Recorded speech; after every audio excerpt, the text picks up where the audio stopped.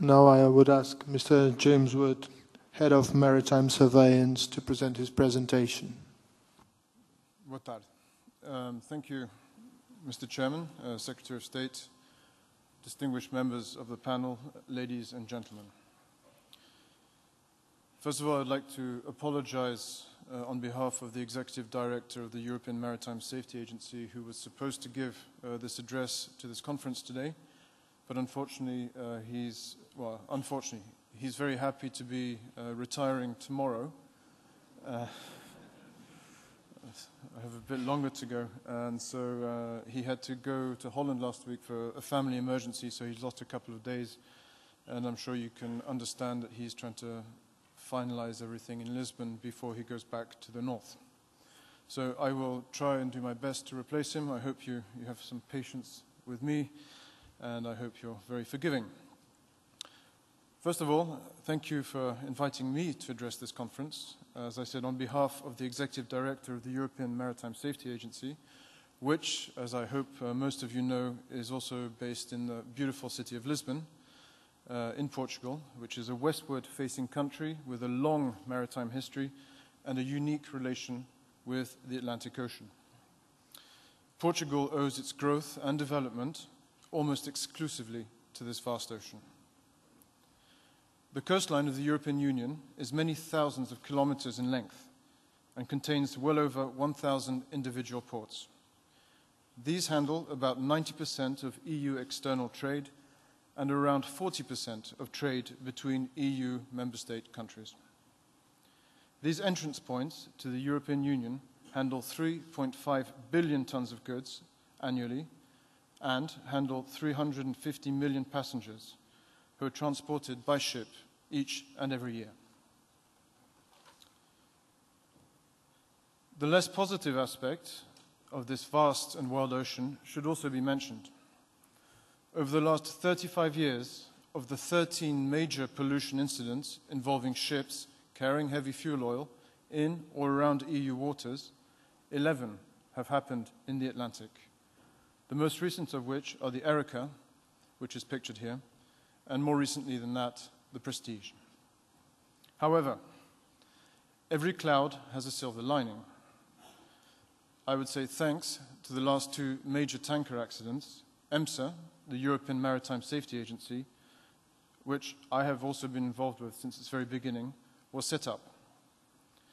Starting with the legal basis in 2002, EMSA, within the fields of maritime safety, pollution prevention, and prevention from ships and ship security, has the following main objectives. EMSA has to ensure the proper implementation of EU maritime legislation by the European Union member states. EMSA has to provide technical advice to the European Commission and to the member states. EMSA has to develop and operate information systems and tools needed to ensure maritime safety and pollution prevention and response. The challenge of meeting these objectives are great.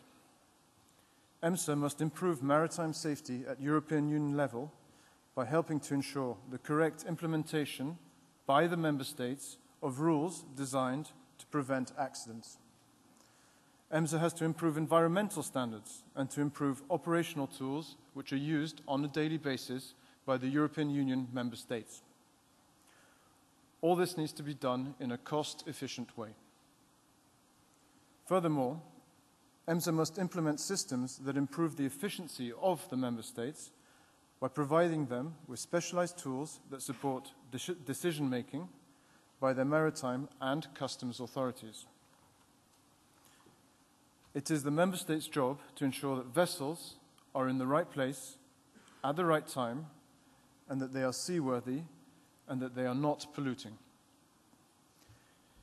It is evident that if the European Union member states use common tools for vessel monitoring and that these tools and systems are connected to each other, they benefit from consistent information and they benefit from information provided from other member states. When these systems are set up and managed at EU level, there is a clear added value and considerable cost savings compared to setting up 27 different systems. What are the efforts that have been made at the EU level to meet these challenges? EMSA has developed systems and tools to support maritime authorities to monitor and control shipping, and these include SafeSeaNet. SafeSeaNet is the European Vessel Traffic Monitoring and Information System. It exchanges vessel data between the member states' maritime authorities. This system provides real-time information about all commercial vessels above 300 tons in weight, which are sailing in EU waters. Typically, there are around 14,000 SOLAS ships in the EU waters at any one time. SafeSeaNet provides information about a ship's last port of call, the next port of call, and any dangerous goods which are being carried on board. It also provides information about the number of crew on board. SafeSeaNet can also provide alerts with details of position, course, and speed, which provides accurate information to assist coastal states in their incident response. SafeSeaNet uses AIS, Automatic Identification System, to collect this data and is traditionally also used for collision avoidance. SafeSeaNet is the backbone of EU vessel traffic monitoring and has been recognized as the most relevant tools to help authorities get reliable data about ships, their position, their cargo, and their next port of call in the EU regional waters. The next system isn't about monitoring vessels, it's about controlling ships. EMSA monitors pollution from space. CleanSeaNet is the European satellite-based oil spill and vessel detection service operated for the member states by EMSA. The service, which is integrated into the national and regional response chains, aims to strengthen operational responses to accidental and deliberate oil discharges by ships. It also assists participating vessels to locate and identify polluters in areas under their jurisdiction. When a vessel is detected in a satellite image, the identity of the ship can be determined through correlating the satellite image with the data derived from SafeSeaNet. As the CleanSeaNet service is planned in conjunction with the member states, this ensures the effective allocation of patrol aircraft and patrol vessels. This saves time and money for member states when looking for pollution and looking for polluting vessels. Member states are able to carry out aerial surveillance in a more efficient way, and they can pinpoint the areas where they need to collect evidence of oil spills to the information provided through CleanSeaNet. This represents a considerable saving in terms of effort and money, and demonstrates how EMSA, working with the member states, provides added value at EU level. EMSA also provides an interface to the port state. In order to ensure that EU maritime transport legislation is applied correctly by vessels entering EU waters and using European Union ports, and that vessels operate in a safe, secure, and environmentally friendly way, the European Union has set up legislation in place to inspect ships under the Port State Control Directive. To facilitate planning and to ensure consistency of inspections, EMSA has been given the responsibility to design, develop, and operate THETIS, the system for targeting substandard vessels for inspection. This system is also linked to SafeSeaNet. SafeSeaNet provides information on ships which are expected to call in ports of the member states.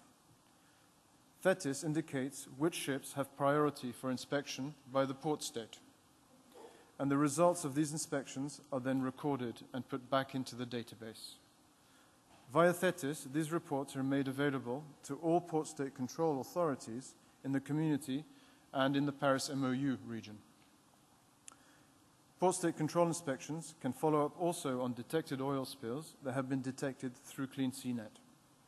This leads to prosecutions and fines for ship-owning companies, ship's masters, which are causing the pollution in European Union waters. Another system which is in a pilot phase at the agency today is called the Blue Belt Pilot Project. The systems and services provided to the member states by EMSA do not only benefit the maritime environment and transport safety, but have also been chosen to support other EU policy objectives. In order to stimulate short-sea shipping and for ships operating on intra-EU trading routes, the European Council gave EMSA the task to set up a service called the Blue Belt Project. The aim of the pilot project is to provide the customs authorities of the EU member states with vessel voyage information, which will add certainty regarding a participating ship's whereabouts, demonstrating that it has remained under customs supervision whilst in EU waters. The ultimate goal of the pilot project is to see whether existing customs legislation and procedures can be simplified and lead to the reduction of administrative costs related to maritime transport. It is hoped that this will make moving goods by sea more attractive than moving freight by road or by rail. This modal shift should have additional benefits related to the environment and to reduce road congestion. I think anyone who's tried to get home on the A5 in Lisbon will know what road congestion is all about. How does this system work? The EMSA systems generate reports which are sent to the customs authorities 2 hours before a vessel is due to arrive in port. The report contains information about the vessel, including its last voyage, and an automatic alert is also included if a vessel has deemed to have carried out any unusual behavior. This project is currently undergoing evaluation, but it is hoped that the customs will be very positive about the information received and that the outcome will bring genuine improvements to intra-EU trade.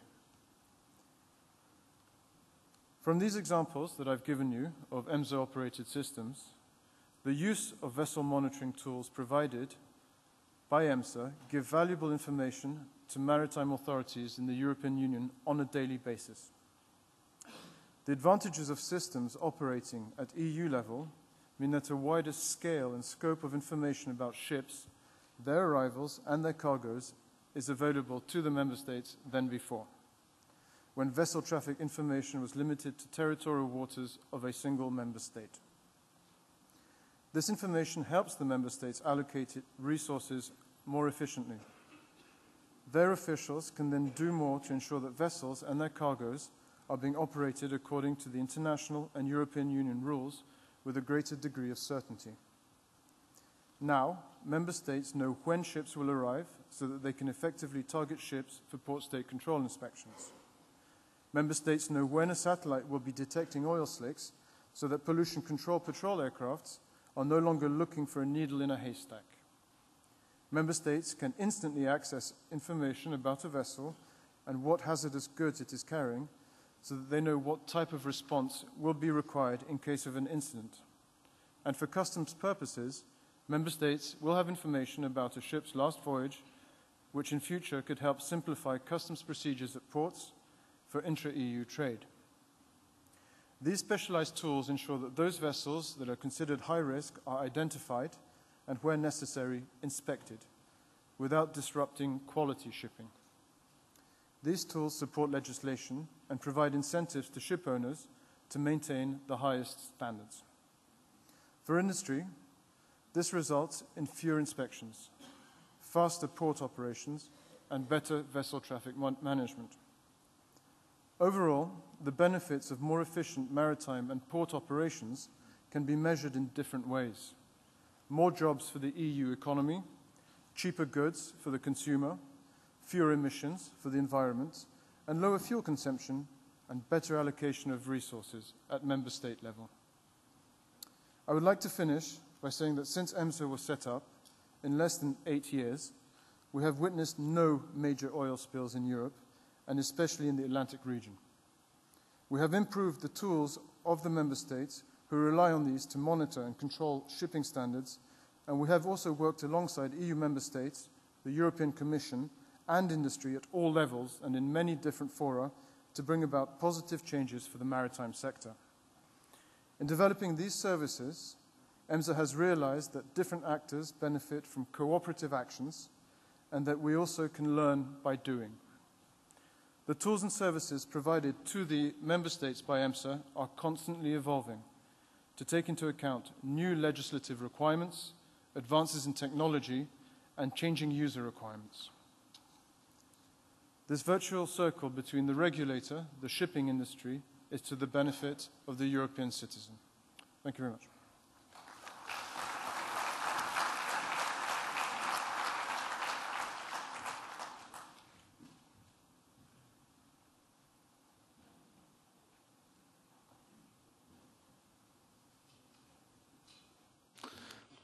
James,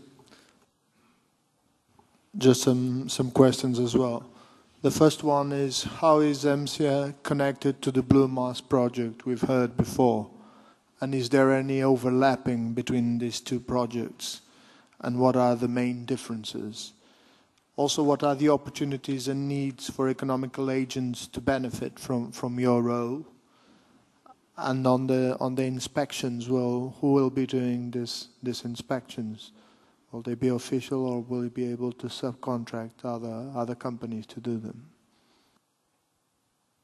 Thank you, Duarte. On the first question, as Admiral Van Hoffel said in his presentation, EMSA will have a role in the demonstration phase of the Blue Mass Med project. We don't know what that entails at this stage, but we're still discussing how our participation can be.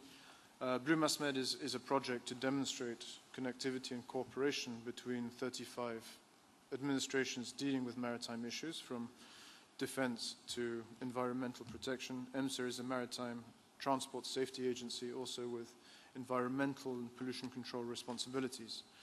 From the slide, there was the clouds, and EMSA is one of the clouds which is connected to the Blue Mass Med project. We want to avoid duplication as much as possible. The EMSA systems exist, they're operational, and so we should put them to the benefit of other EU projects as much as possible. Economic needs. I think this audience is a shipping audience. You have maritime experience. I think ship owners, operators, agents would recognize the benefits of having improved efficiency in port operations, certainly, fewer inspections by the coastal state, who have the responsibility, this is the government, of checking to make sure that ships are to a high standard, they're not about to sink. They also need to make sure the ships passing the coast are safe, and if they're not safe, they should take actions to be able to prevent or mitigate any potential incidents. Which leads us to your last question, the inspection role of ships, be it in port or in a shipyard at the building stage, is the responsibility of any flag state. This is regulated at the international level, at the International Maritime Organization. At European level, we take over the international rules, we codify them according to EU legislation, and it's always the responsibility of the member state. The inspection role is safety-based. It will never be delegated to a private sector entity, except maybe for certification. But the inspections and the maintenance of international rules and regulations is always with the state. Okay, thank you very much.